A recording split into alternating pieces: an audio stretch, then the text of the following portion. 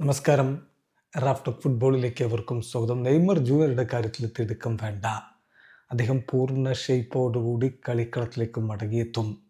പറയുന്നത് ഗാബിഗോളാണ്.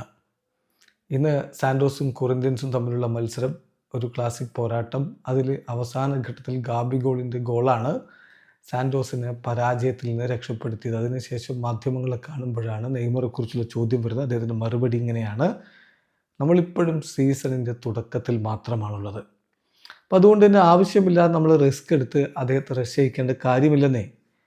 നമുക്ക് കുറച്ചുകൂടി ഒരു പേഷ്യൻസ്, ഒരു ക്ഷമ കാണിക്കണം.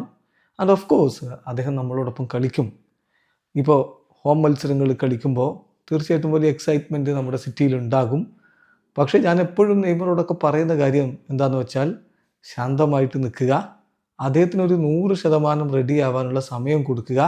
അങ്ങനെയാണെങ്കിൽ അദ്ദേഹം ഏറ്റവും ബെസ്റ്റ് പോസിബിൾ ഷേപ്പിൽ കളിക്കളത്തിലേക്ക് മടങ്ങിയെത്തും. ഇതാണിപ്പോൾ സാധാരണമായിട്ടുള്ള ഗാബിഗോൾ പറയുന്നത്.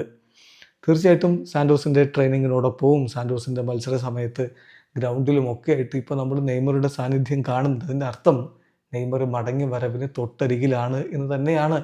നെയ്മർ വരും ദിനങ്ങളിൽ എന്ന് പറഞ്ഞാൽ, കൂടുതൽ കൃത്യമായിട്ട് പറഞ്ഞാൽ, ബ്രസീലിയൻ മാധ്യമങ്ങൾ നൽകുന്ന സൂചന അനുസരിച്ച് ഫെബ്രുവരിയുടെ തുടക്കത്തിൽ 2 മത്സരങ്ങൾ സാവോ പോളോക്കെതിരെ സാൻഡോസിന് കളിക്കാനുണ്ട്. ആ കളികളിൽ ഒന്നിൽ നെയ്മർ ജൂനിയർ മടങ്ങിയെത്തുമെന്നാണ് ലഭ്യമാവുന്ന വിവരങ്ങൾ. അപ്പോൾ കാത്തിരിക്കാം. വളരെ കുറഞ്ഞ ദിവസങ്ങൾ കൂടി ഇനി ബാക്കിയുള്ളൂ. വെറുതെ റഷ് ചെയ്ത് വരുന്ന മത്സരങ്ങളിൽ തന്നെ ഇറക്കാതിരിക്കുക. അദ്ദേഹം പൂർണ്ണ ഫിറ്റായി പൂർണ്ണ ആരോഗ്യത്തോടു കൂടി കളിക്കളത്തിലേക്ക് വരട്ടെ. അപ്പോഴേ ആ തിരിച്ചുവരവിനൊരു അർത്ഥമുണ്ടാവൂ. മാർച്ച് മാസത്തിൽ ബ്രസീലിൻ്റെ കോളപ്പുണ്ട്. അതിൽ അദ്ദേഹത്തിന് ഇടം ലഭിക്കുകയും വേണം. വീഡിയോ അവസാനിക്കുന്ന ഫുട്ബോൾ ലോകത്തെ കൂടുതൽ വിശേഷങ്ങളുമായി റാഫ്റ്റോക്സിൽ എത്താം.